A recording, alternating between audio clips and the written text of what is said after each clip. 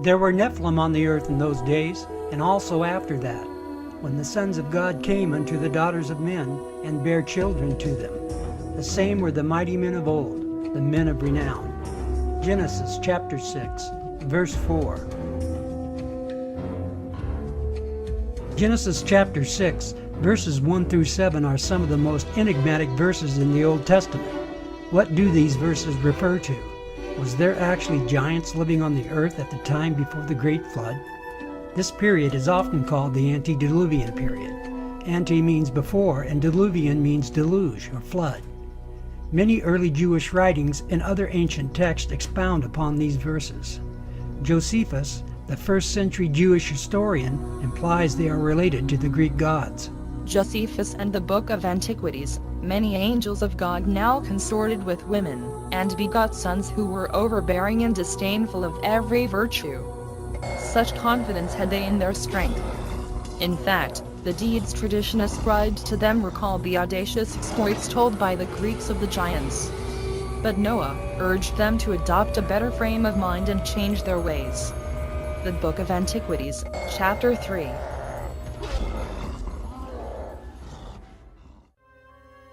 When people began to multiply, and daughters were born to them, the sons of God saw that they were fair, and they took wives for themselves of all that they chose. Genesis 6:1.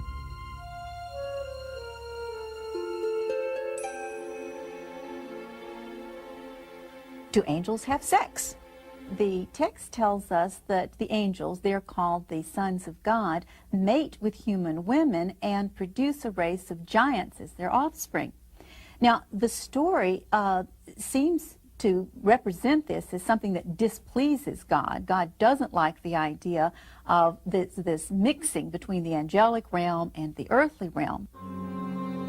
Multiplying the face of the earth, daughters were born unto them, but the sons of God saw the daughters of men, that they were fair. In other words, we have here the sons of God, B'nai Elohim, the angelic creatures of God, looked down on earth women and lusted after them. They took wives of all whom they chose, and the Lord said, My spirit shall not always strive with man, for that he is also flesh, yet his days shall be 120 years. And the next sentence, there were giants in the earth in those days and also after that, when the sons of God came into the daughters of men, and they bare children unto them. The same became mighty men.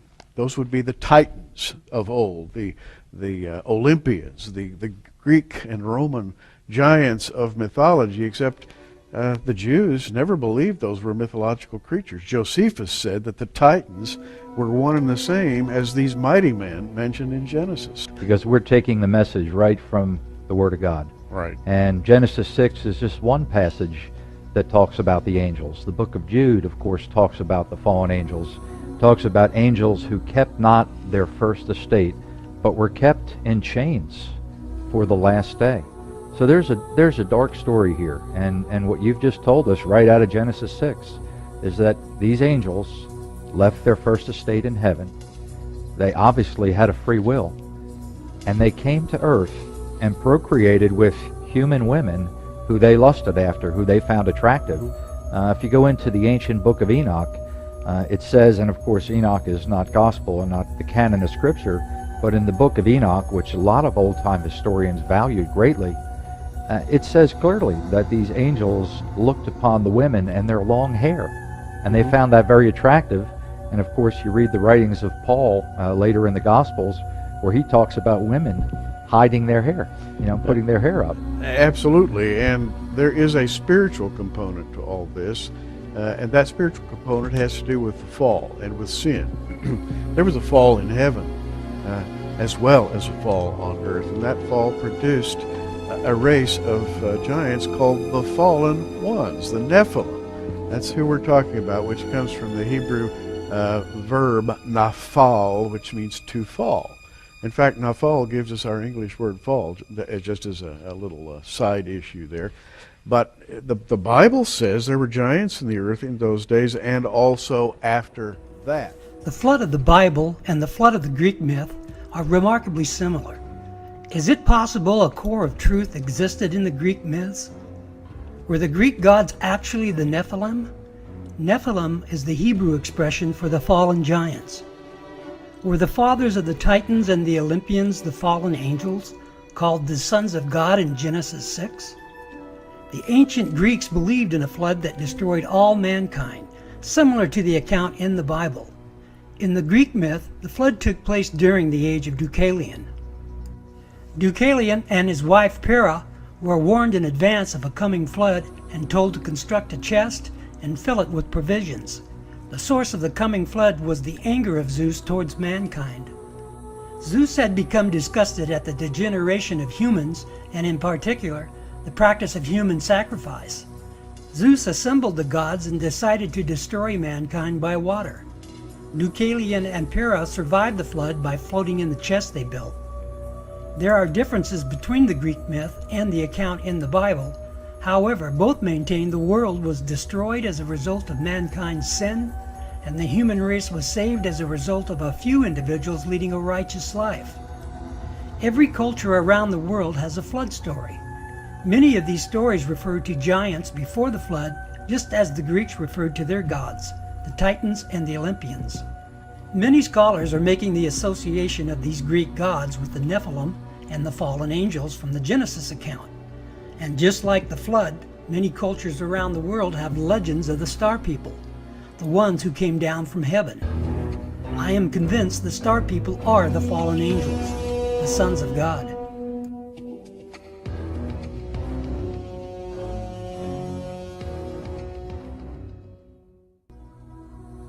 If you study classic Greek mythology, you run into the Titans. These creatures in the legends and the myths were partly terrestrial and partly celestial. They rebelled against their father Uranus, and after a prolonged contest were defeated by Zeus and condemned where?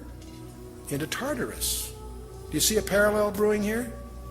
I'm going to suggest to you that the legends of the ancient Greeks embody the truth of what really happened in the past, that there were these strange creatures generating hybrids that the Greek called Titans. And we see Zeus in many forms. We see Atlas and Hercules. Atlas and Hercules from Greek mythology were what would be called in the Hebrew Nephilim, offspring of an intermarriage between a god and a woman. And so now these legends we obviously see in the Sumer culture, in Assyria, in Egypt. I'll show you a few things. In the Incas, the Mayan, the Epic of Gilgamesh, in the Persian mythology, and certainly in the Greek mythology, which most of us as products of Western civilization are familiar with. Also in India, Bolivia, South Sea Islands. Every one of these cultures, and the American Indians, every one of these cultures have legends of the star people. These people that came, these gods or demigods, whatever, came and cohabited with women and produced hybrids. The latter days, in part, will be distinguishable because of the rise of powers that have been suppressed or repressed over the years, but in the latter days those powers will emerge once again. And one of our favorite verses has to do with some of the words of Jesus in Matthew 24, starting in verse 36, "But of that day and hour knoweth no man, no, not the angels of heaven, but my Father only. But as the days of Noah were, so shall also the coming of the Son of Man be."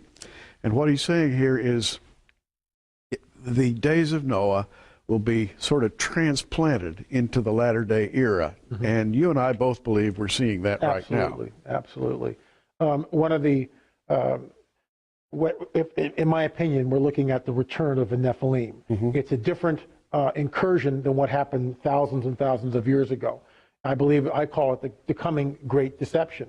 And what we're going to see is, or what we are seeing, is this manifestation of orbs and craft and other phenomena, other anomalies. Meanwhile, shows like the History Channel's Ancient Aliens program is promulgating what I call the coming great deception. They're saying that ET created all life on this planet, that they genetically manipulated all life on this planet, that they started the world's civilizations and religions, and now are coming back at this critical juncture in human history.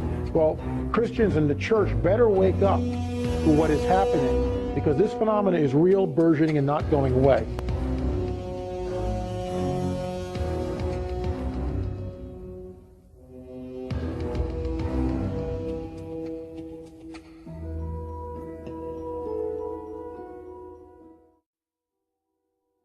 The Book of Enoch is one of many ancient texts which depict the Nephilim and their deeds. In 1947, a wandering shepherd stumbled on some writings hidden away in several caves near the Dead Sea. This collection, lost for nearly 2,000 years, became known throughout the world as the Dead Sea Scrolls. Included in the scrolls is a hidden book lost for centuries which told about fallen angels, bloodthirsty giants, and a warning for all humanity. This book gives an alternative and fascinating description of creation and the demise of man. It is an ancient writing filled with dreams and visions, a tour of heaven and hell guided by the angel Uriel. The Book of Enoch is named for the man who the Holy Bible says walked with God. And Enoch walked with God after he begot Methuselah 300 years, and begot sons and daughters, and all the days of Enoch were 365 years, and Enoch walked with God, and he was not, for God took him. Genesis chapter 5. The Book of Enoch begins with the warning to all humanity. A divine judgment has been rendered and sentence will be imposed. God tells Enoch that all life on earth will be destroyed in a violent flood, and with the story in Genesis, God blames this evil on the sons of God, angels who lusted after the daughters of men.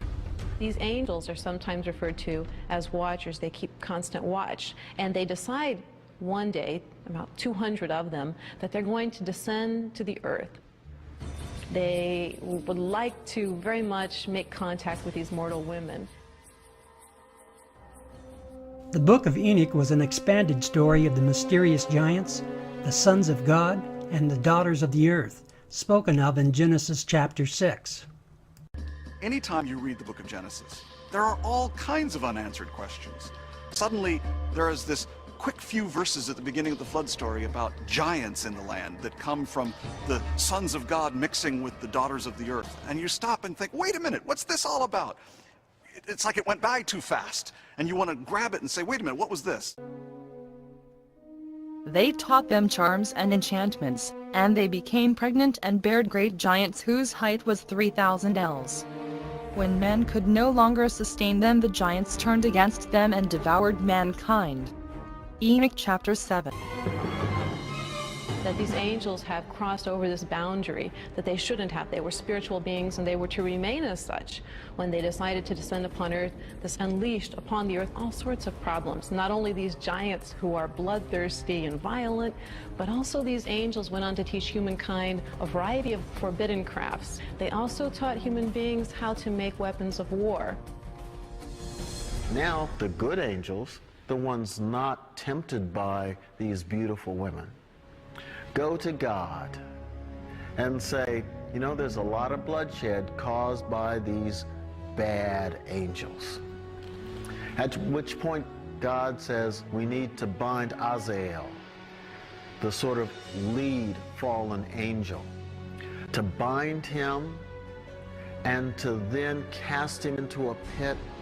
We might think of this as, how do we take care of nuclear waste in the 21st century? You take it out to a part of the world where no one lives, and you bury it as deep as you can. For this community, the angel was like that sort of nuclear waste. Dangerous, volatile. After the rebel angels are cast into the depths of the earth, Enoch has a dream vision. The lead angel, Azazel, begged Enoch to plead their case before God, to petition them and release them from the depths of the earth.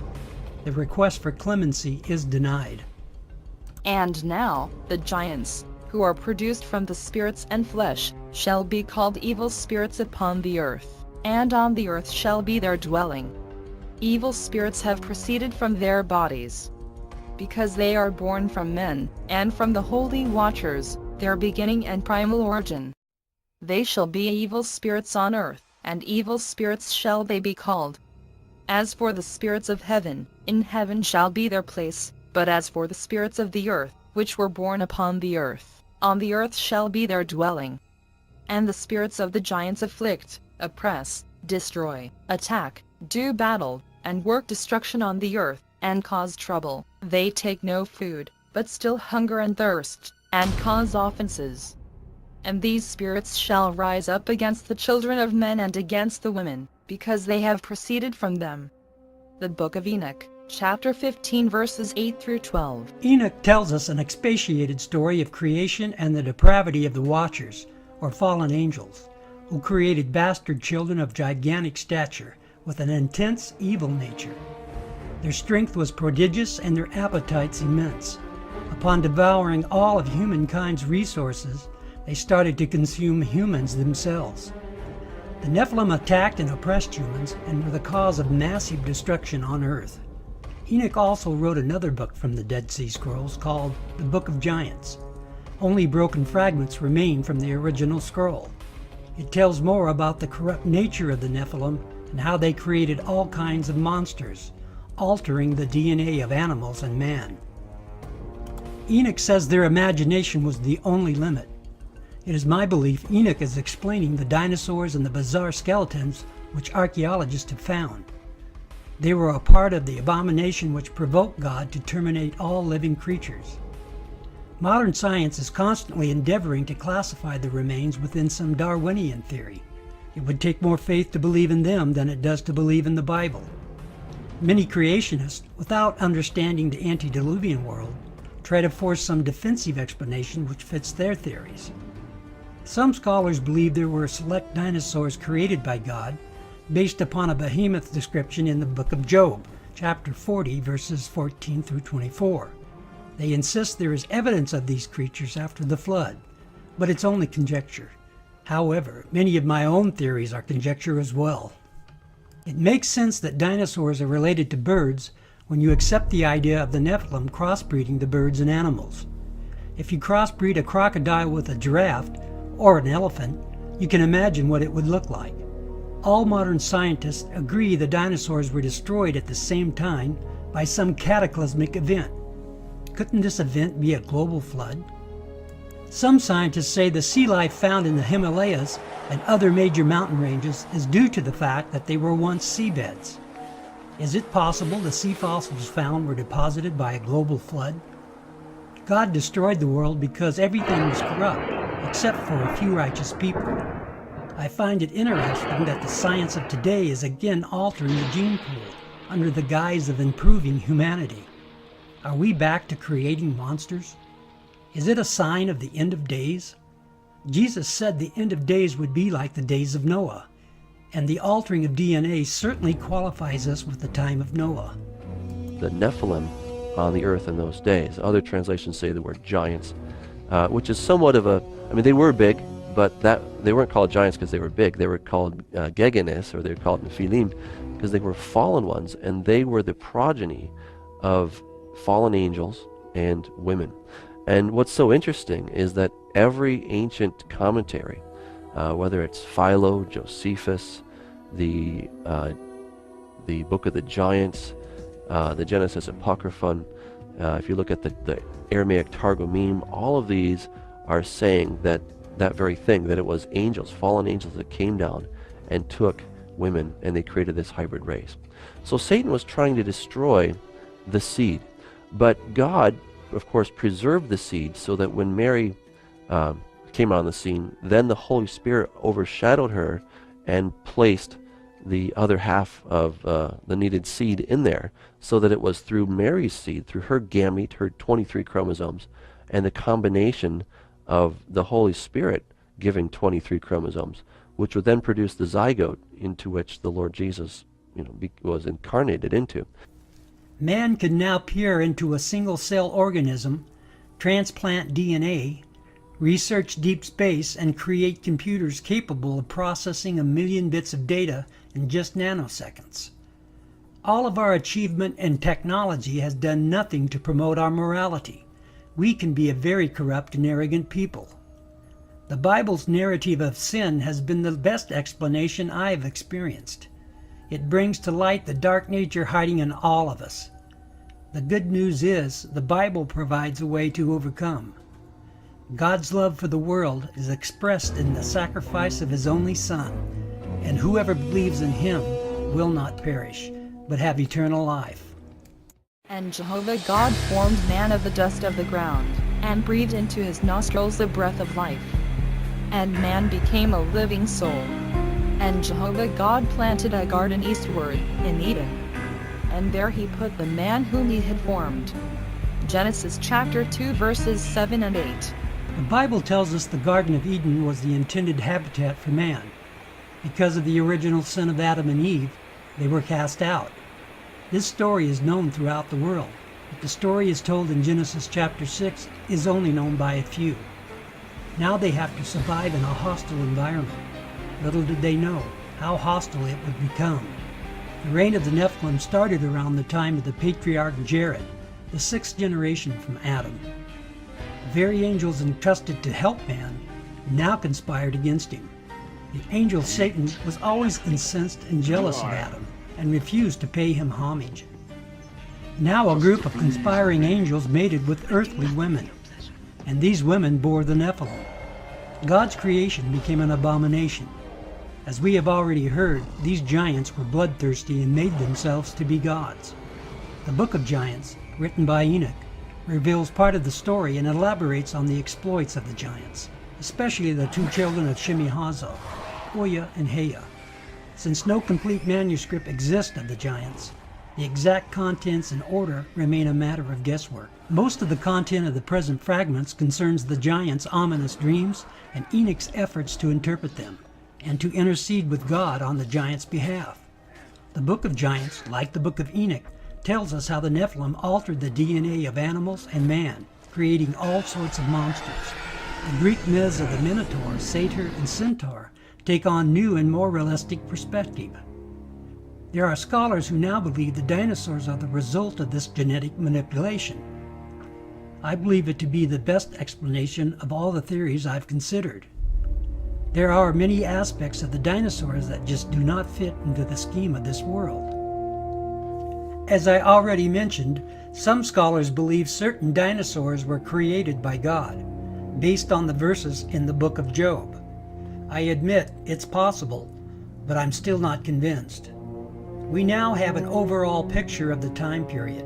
Since the time of Jared, the sixth generation from Adam, humans and animals were now subjected to the will of the fallen angels, the Nephilim giants, and their hybrid monsters. There is new evidence indicating that man was indeed walking with dinosaurs.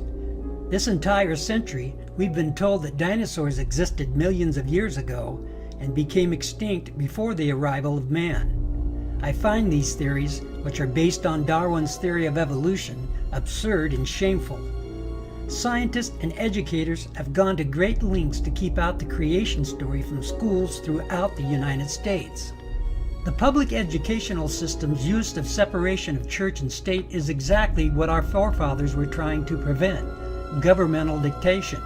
It was never intended to separate God from government. The founders wanted to preclude what they experienced in Britain, where the government created a single domination to the exclusion of all others. There is corruption in our educational system's agenda in their selected scientific methods. In the end, they did not keep out religion in schools. They replaced Christianity with their own substitute, the theory of evolution. That's right, the theory of evolution is indeed a religion, with man in charge of his own destiny. Most scientists are now concluding that Darwin's theory does not stand up to modern biological standards. Now that we are able to see and understand the complexity of a single-cell organism, which Darwin could not, we know he was wrong. There is a petition signed by 600 professors from the top universities throughout the United States to stop teaching Darwin's theories. Century, when Darwin was alive, scientists thought that the basis of life, the cell, was some simple glob of protoplasm, like a little piece of jello or something that was not hard to explain at all. But with the hard work of science in the 20th century, we've seen that the cell is far from simple. It's got very complicated molecular machines and things that are very resistant to Darwinian explanation. Scientists will tell you if evidence is contaminated, then carbon dating will be wildly inaccurate. If you accept the flood theory, then everything was underwater for a year. There is no doubt the evidence before the flood is contaminated. This leaves us with no accurate date.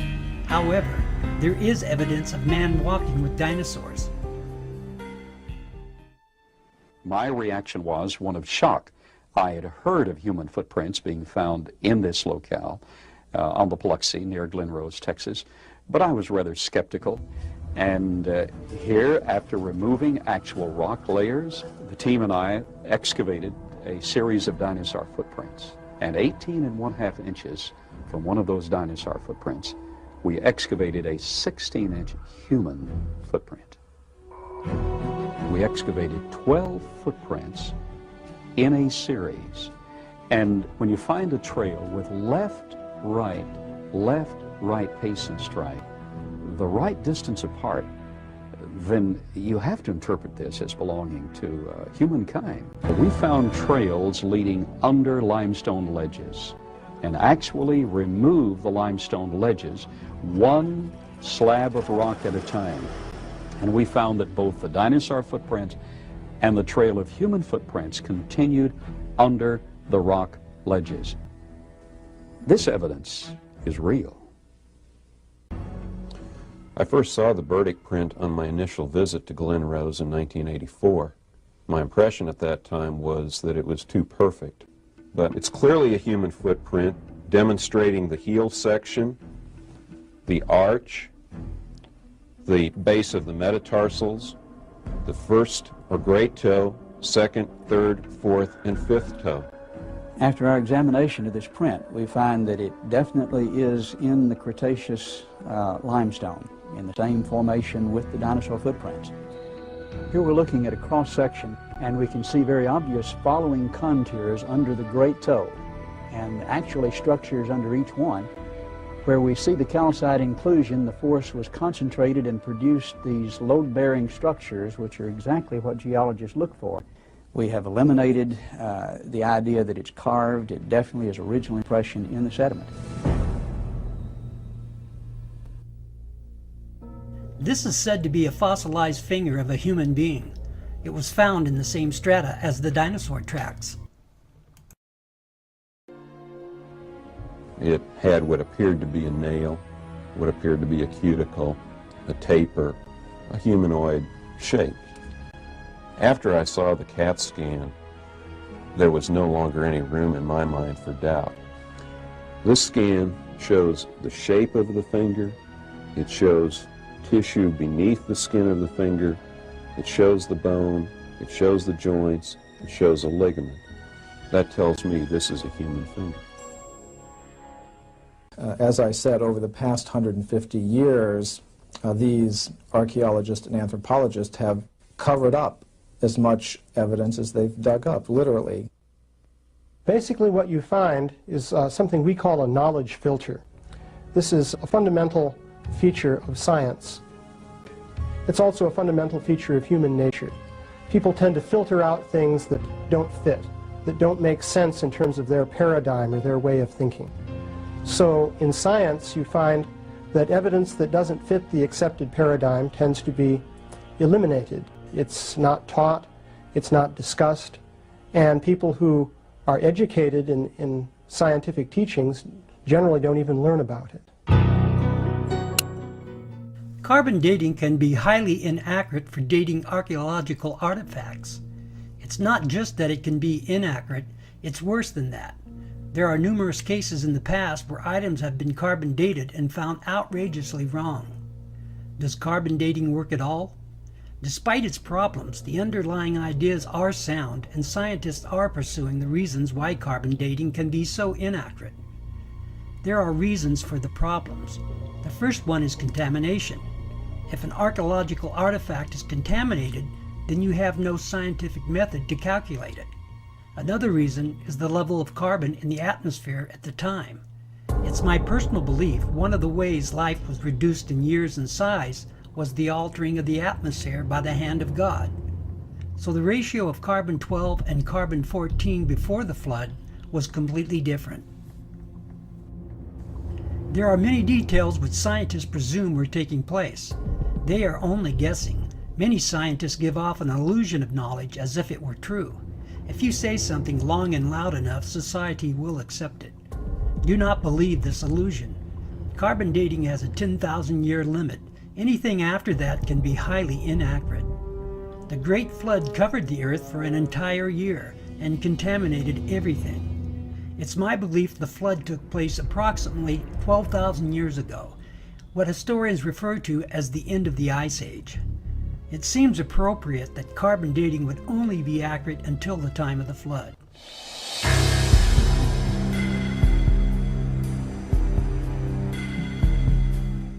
Is there evidence of giants on Earth? The subject of giants is probably not for everyone. It seems to be a subject for certain scholars and a few believers. There is also a mysterious spiritual principle involved. This is probably why most people do not understand, perhaps for hidden reasons. Just like a psychological puzzle, you must develop the right perspective to understand it, or it looks like foolishness. My research is based on faith in the Bible, a core of truth in early Jewish writings, other ancient texts, and existing archaeological artifacts. The ancient cultures of our distant past were not simple-minded, as we have been led to believe. They were highly intelligent in mathematics, physics, engineering, and astronomy. Where did this information come from? The following clips are about a few ancient sites and their myths. According to ancient Chinese legend, over 100 pyramids discovered in China are the legacy of extraterrestrial visitors. When local villagers were asked about the pyramids, they said the ancient giants constructed them. When they questioned a custodian of a local monastery, they were told, according to records housed in the monastery, the pyramids were said to be at least 5,000 years old. One can only guess at their real age. Did the antediluvian giants build these pyramids, or was it the post-flood giants? They said the pyramids belonged to the old emperors who reigned in China, and the emperors always stressed the fact that they were not from Earth. Rather, they were descendants of the sons of heaven, who roared down to this planet on their fiery dragons. It is interesting the custodian used the phrase, sons of heaven. This is the terminology of Genesis chapter 6, verse 4. These pyramids tell us about the presence of giants on Earth, whose fathers were the sons of heaven. These pyramids were aligned astronomically, and this astronomy was common in other structures throughout the world. Teotihuacan, the city of the gods, is just south of Mexico City. The largest pyramids are the pyramids of the sun and moon. They were said to be built by an early race of giants from the first world. After the completion of the pyramids, these giants turn into gods. According to Aztec myth, all of the gods sacrificed themselves for mankind. This causes the government to be established and the birth of the Aztec civilization. Once again, we see pyramids built by giants who considered themselves to be gods. These gods instructed the people to sacrifice humans to please them. The early Jewish writings expound upon the Genesis verses and describe many more details about the cannibalistic Nephilim, and we can see their bloodthirsty traits carried out here. These pyramids, like those in China, were built by giants and had astronomical implications. As a matter of fact, this whole complex is a reflection of our solar system. Were the Nephilim trying to duplicate the Giza Plateau? In my books, The Middle of the Earth and the Messianic Temple, I present my evidence concerning the Giza Plateau in Egypt. I concluded the Giza Plateau is the middle of the earth as described in early Jewish writings. It was intended as a witness and sign for the one true God. Through the ancient historian Josephus, I explained the Great Pyramid as one of the pillars of Seth, which was to be an astronomical record for all future generations, including us. The Nephilim were perverting all of God's creation and were attempting to replace God. We see that plan being carried out here at Teotihuacan. The city represents astronomical pyramids, temples with bloodthirsty sacrifices, and was built by giants.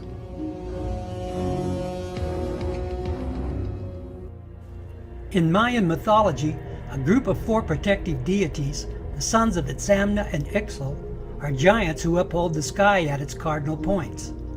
Just like Teotihuacan, these giants built the original pyramids as astronomical observatories.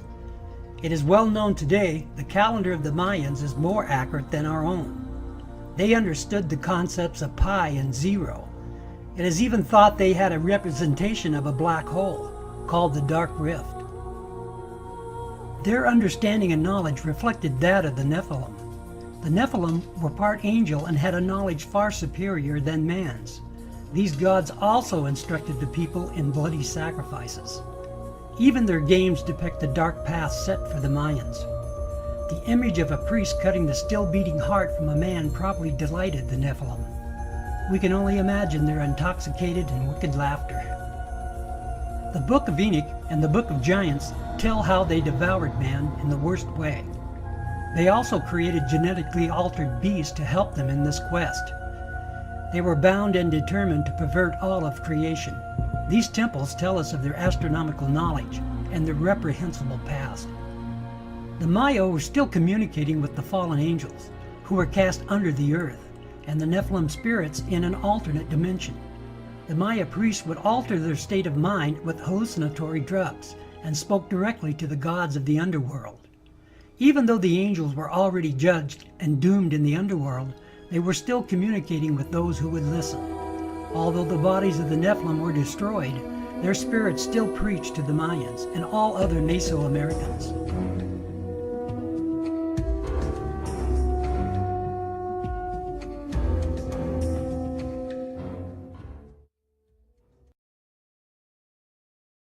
Many researchers believe the ruins of Tiahuanaco, situated only 12 miles south of Lake Titicaca, is the oldest city ever discovered on Earth. Consistent with these theories, the Inca living in the region during the Spanish conquest explained that Tiahuanaco had existed for thousands of years before their civilization began. According to Inca legend, Lake Titicaca was revered as the location where the god Viracocha created a race of giants, and later the first humans.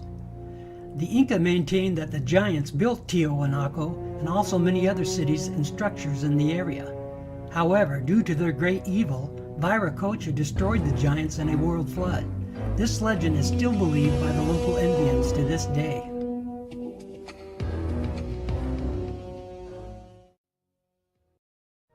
The facing stones of this site are perfectly set with no mortar. We took a needle, and that needle we tried to insert at every point along the joint, and the needle couldn't be inserted. A perfect cut. Now the ancients constructed the site with astronomical alignments in mind. As the sun rises each day, it moves along the horizon and arises in a different spot. To measure this movement, they built the temple itself as a giant clock to tell them how the progression of the sun was proceeding. And we can use those same astronomical alignments to date the site. The antiquity and the technological sophistication of Tiahuanaco should make each and every one of us fully question the origins of civilization.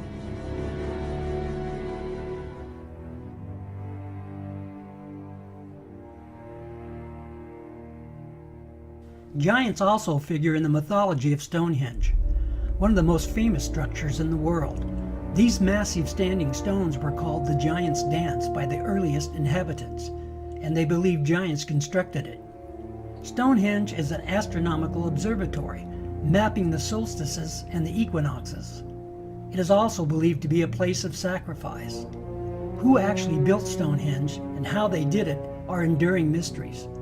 Do these legends contain a core of truth? Was it built by giants? The spiral-shaped Gilgal Rephaim is located 20 miles from the Sea of Galilee. Constructed of an estimated 40,000 tons of loose rock, it is remarkably reminiscent of Stonehenge. Both of these megalithic structures are considered astronomical observatories, and both were said to have been built by giants. However, in Gilgal, Rephaim, there is biblical evidence. Israeli archaeologist Daniel Herman is investigating a newly opened grave. This is a tomb of someone obviously a very powerful man. Look at the size of the stone slabs used. This must have taken an enormous amount of time and effort to construct.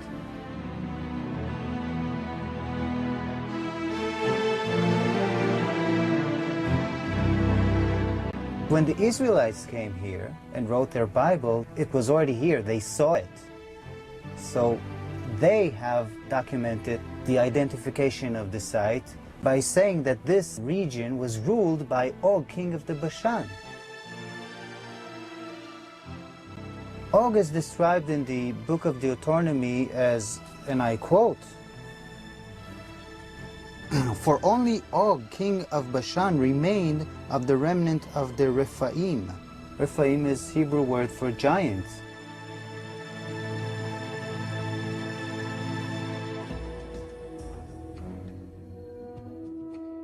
Did you know Sudan has more pyramids than Egypt? These are obviously man-made pyramids and temples which included human sacrifices in the attempt to carry on the Nephilim tradition. The knowledge of giants and their sacrifices were translated beyond the Great Flood. The local stories of giants in Sudan are similar to the early Jewish writings in Genesis, such as this legend. There was war among the giants, and they were very evil. They killed many people for their resources, and many great warriors died at their hand. One day the Lord decided the giants were the cause of the world being unbalanced and full of hurt and pain. The Lord called the chief of the giants and told them it was time for all giants to leave the world. Archaeologists have unearthed an ancient tomb in northern Sudan, which they believe confirms the location of Africa's oldest human sacrifice. Also found were relics indicating a knowledge of astronomy and astrology. Here again we see astronomical pyramids and human sacrifice, passing on the tradition of the giant Nephilim. Are these megaliths and legends telling the same story? They all point to an ancient civilization more than 12,000 years ago. They tell of giants, human sacrifice, and astronomy. I am convinced there is a thread of truth running through these places and legends and is woven into the Genesis chapter 6 narrative, early Jewish writings, and many ancient texts. These structures and legends are spread over the entire earth.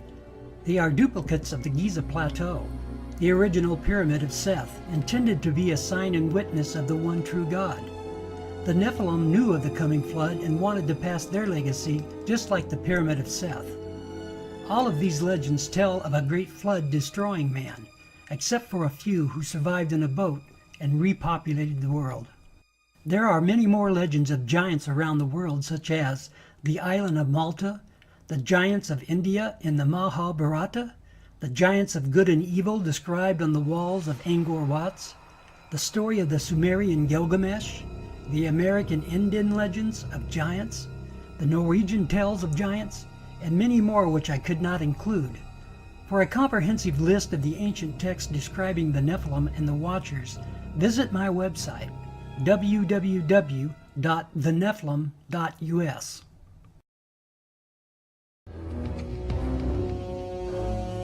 The atmospheric conditions before the flood were much different than they are today. The pre-flood conditions allowed for gigantic growth. We know that God put many restrictions on Earth after the flood. What we now call the laws of physics were not as conforming. The Bible tells us He restricted man even more after the Tower of Babel episode. The giants and dinosaurs could not exist in our atmospheric conditions as they did in the antediluvian age. I believe God altered the atmosphere for the purpose of these future restrictions. Optimal genetic expression means the best that the organism has within the DNA is expressed because of favorable atmospheric conditions. Under these described conditions, plants and animals would live longer, be much larger, and that's precisely what we find in the geologic column, in the fossil record. Plants were much larger. All living systems were larger. We have animals that today have an 8 or 9 foot stature with a 16 to 20 foot stature. We have insects such as the dragonfly. Today, the dragonfly has perhaps a 4-inch wingspan. In the fossil record, his counterpart, Meganeuropsis, had up to a 5-foot wingspan. Everything was larger in the past. I'm of the opinion that under better atmospheric conditions, people were living not only longer, but they were taller, much taller. Giants and dinosaurs could not exist today as they did in the past because the atmospheric conditions simply will not permit it. We had a greater ozone layer at the time prior to the flood. At the time of the flood, it was diminished to about 1/7 of what it was at that time, and therefore, life on this earth as we know it no longer has the same life expectancy as it did at the time of the flood. Being interested in Earth's original conditions, after 35 years of research on those parameters, I've attempted to reconstruct that context. And in so doing, I've had our engineers build a biosphere that doubles the atmospheric pressure, that increases the electromagnetic energy, that increases the ratio of oxygen, but not to the level of toxicity, that eliminates ultraviolet radiation, etc. And the experiments that we've run have been very gratifying.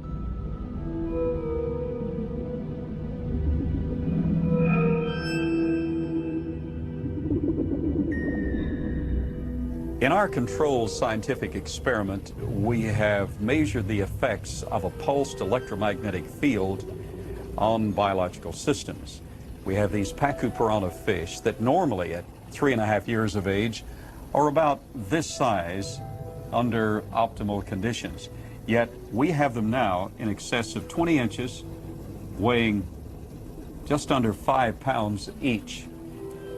Under these controlled conditions, we have succeeded in producing giantism at an accelerated rate. Genesis tells us that even after the flood there were giants in those days. Somehow some giants, at least one, maybe more, survived the flood and again populated the earth in small numbers. Chapter 10 of the Book of Jubilees suggested 10% of the giants were permitted to reign on earth after the flood. With the altered atmospheric conditions, their growth was restricted. In Numbers chapter 13, verse 33, we are told that the Anakites were the descendants of the Nephilim. In the book of Joshua chapter 10, verse 4, we are told that Og was also the remnant of the giants.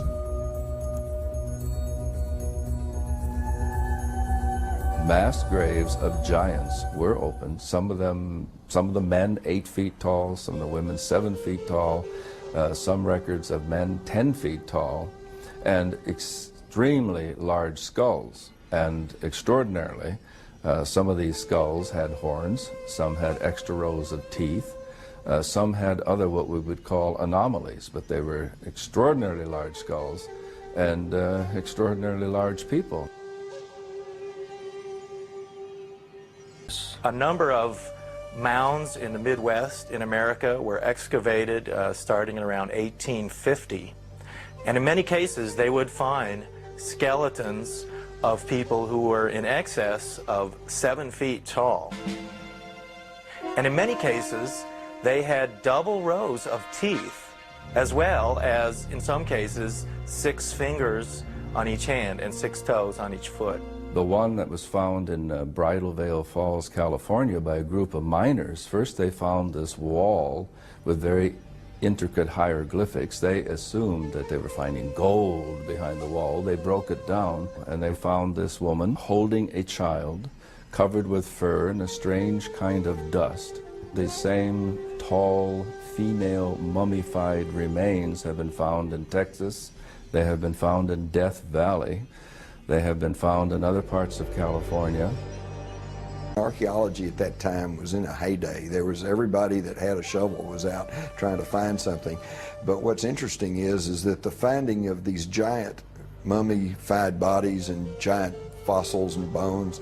Really, you can't pin to any particular location. They were finding them in Greece, they were finding them in Italy, they were finding them in the Middle East, they were finding them in America. And even if you write off a few of those as perhaps a hoax or a misinterpretation of something else, you're still left with a tremendous amount of evidence to show that there were these giant beings at some point walking the earth.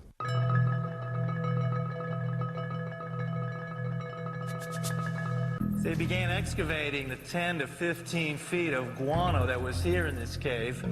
They started discovering some unusual artifacts. They found duck decoys and baskets, other things for hunting and fishing in the nearby lake that's now drying up. But then they made some very unusual discoveries, and those were of red-haired giants that were mummified.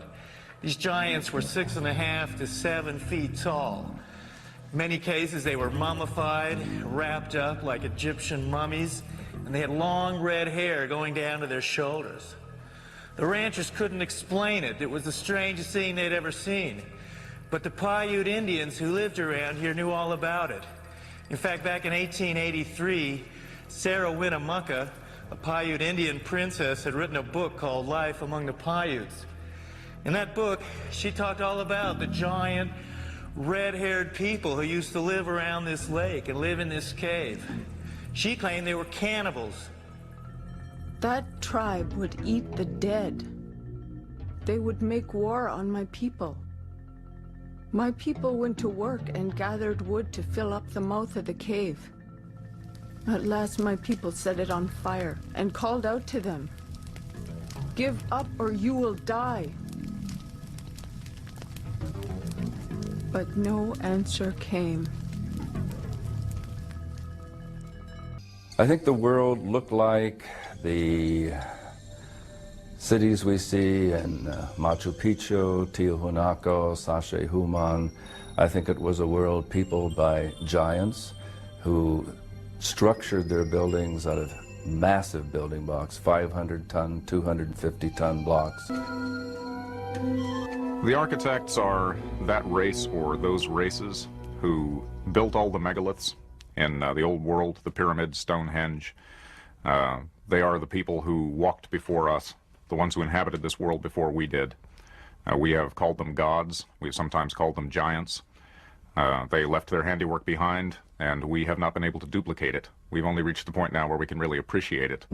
In Lebanon, 44 miles from Beirut, are the imposing ruins of Baalbek. There is mention of this place in the Old Testament, the Book of Kings. Baalbek in particular is a very good example. That has the trilithon. Those are the largest stones in the world ever used for construction. They're so large we don't even know their actual weight. Those stones were somehow quarried, moved 5 miles, lifted 25, 30 feet in the air, and placed together so closely that you can't fit a razor blade or a piece of paper in between them. We have no idea how they did it. We don't have a crane in the world that can lift weights anywhere near what those things are. According to Arab tradition, the earliest temples here were created after the flood by a tribe of giants for the biblical king Nimrod.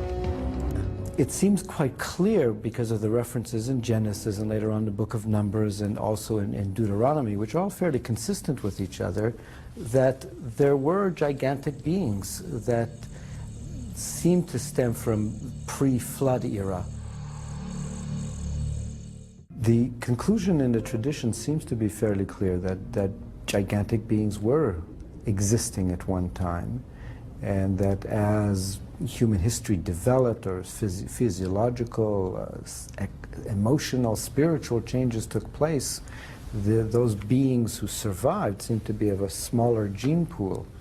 But the possibility that there were other strands of humanity, as it were, seems to be almost explicitly stated in the Bible itself.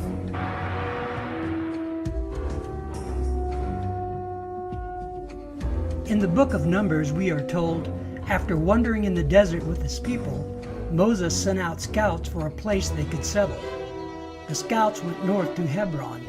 On their return, they reported, "All the people we saw there are men of gigantic size. We felt no bigger than grasshoppers. and that is how we look to them. If we look at Scripture, there were giants in the earth in those days. And if we take that literally rather than symbolically, that there were simply men of great powers and extraordinary abilities, then we could say that the first men, the first humans, were giants, or we could theorize that these giants came from somewhere else and used Earth as a colony. This colony was the conception of the Nephilim. It was their fathers, the fallen angels, who came down from heaven and introduced earthly women to a new strand of DNA, creating all sorts of monstrous beings. There were giants in those days, and also after that.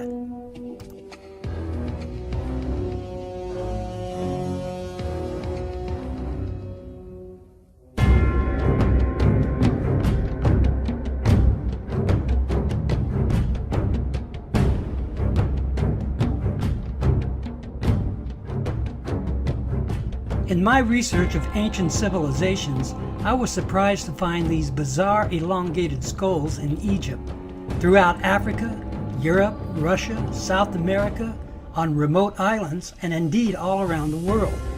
Who were these people, and what were these freaky skulls? I soon found out it's a practice called cranial deformation. It was an intentional practice which had its roots in ancient times. It was done for important people such as royalty and priests in order to mimic a fallen race of giants. Another aspect that we have to consider is that skull and cranial deformation, forming elongated heads, is a practice that's known throughout much of the ancient world. The pharaoh Akhenaten's family is a good example of this practice. His son, Tutankhamun, is probably the most famous example. But why was his deformed skull kept a secret and not taught in public schools along with his known history?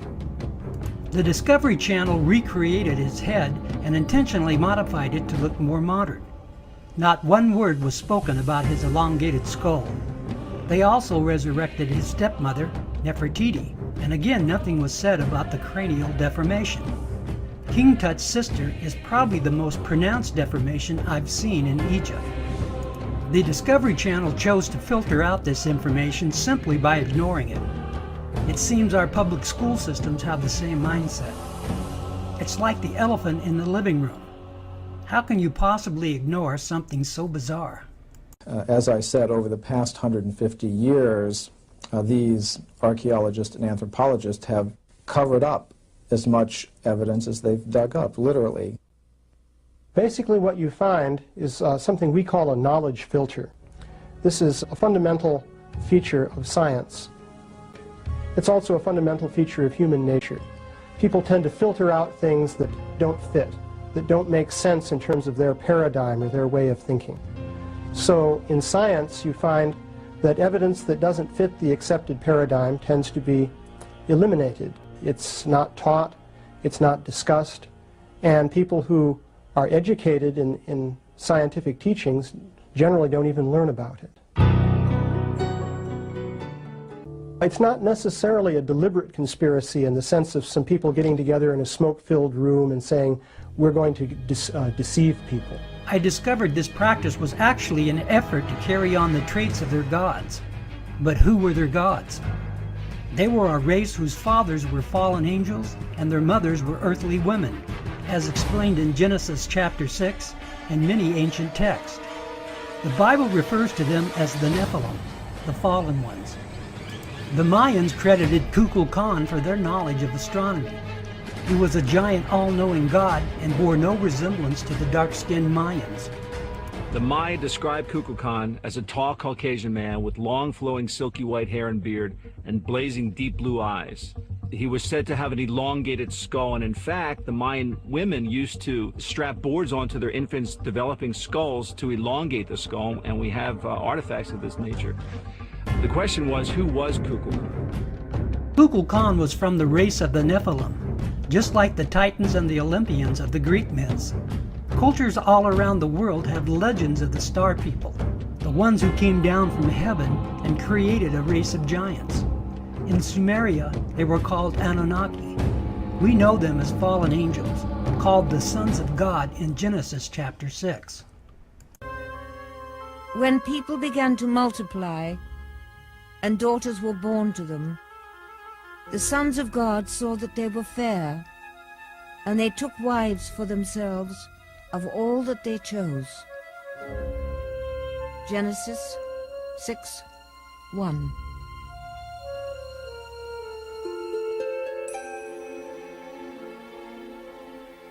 Do angels have sex? The text tells us that the angels, they're called the sons of God, mate with human women and produce a race of giants as their offspring. Now, the story seems to represent this as something that displeases God. God doesn't like the idea of this mixing between the angelic realm and the earthly realm. These genetically altered beings had elongated skulls and desired that mankind worship them as gods. Their elongated skulls were created by their bastard genetics. It allowed for the brain to grow to enormous size. This is where the practice of cranial deformation started. People began to mimic this trait in order to carry on the tradition of the giants. They are the very reason God, the Creator, destroyed all life on earth. They were an abomination in His sight, and they corrupted all mankind except for a few righteous people, the family of Noah. They took infants' skulls and compressed them and bound them, and they forced the cranium out and elongated, and in many cases they doubled the size. People have suggested aliens have elongated skulls, and apparently ancient peoples are mimicking those skulls. The old saying is that imitation is the sincerest form of flattery. These ancient alien theorists attribute cranial deformation to aliens from outer space. They believe people saw them as gods and mimicked them. Part of this is true, but they were not aliens from outer space. They are from hyperspace, where they were sentenced by God. Now living in a parallel dimension, they are spirits and now called demons. God destroyed their bodies right before the Great Flood and sentenced their spirits to abide in this dimension. What's really strange is that this is found all over the world. And this is something that archaeologists cannot easily explain.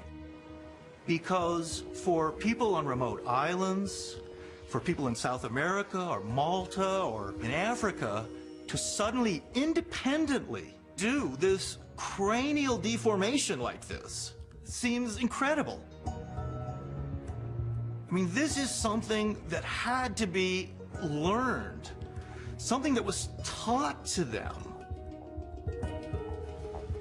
We seem to have basic similarities, as if there was one civilization or at least one type of culture that was influencing people around the world. I find it more and more difficult to believe what I was taught as an undergraduate, that all these different cultures just coincidentally came up with the same concepts independently of each other. These ancient alien theorists are right. This is a learned behavior. The practice of cranial deformation dates back to the antediluvian age. The Nephilim giants created this practice all around the world. We know a few of the giants, at least one, escaped the flood and was allowed to live with mankind, but was severely restricted now. When God separated men during the Tower of Babel episode, this learned behavior followed man throughout the world. It was especially prominent in the Americas, where the Nephilim were still worshipped as gods. The Paracas History Museum in Peru has one of the largest collections of elongated skulls. The Incas created some of the most deformed ones. These skulls are testimony to our ancient past and the bizarre story of the Nephilim. Something most people can't accept because it defies what they have been taught. God destroyed the Nephilim's bodies because of the corruption and rebellion. He also brought judgment on their fathers, the fallen angels. These skulls should serve as a reminder of a disobedient race and their eternal judgment. Christ is returning for those who love him.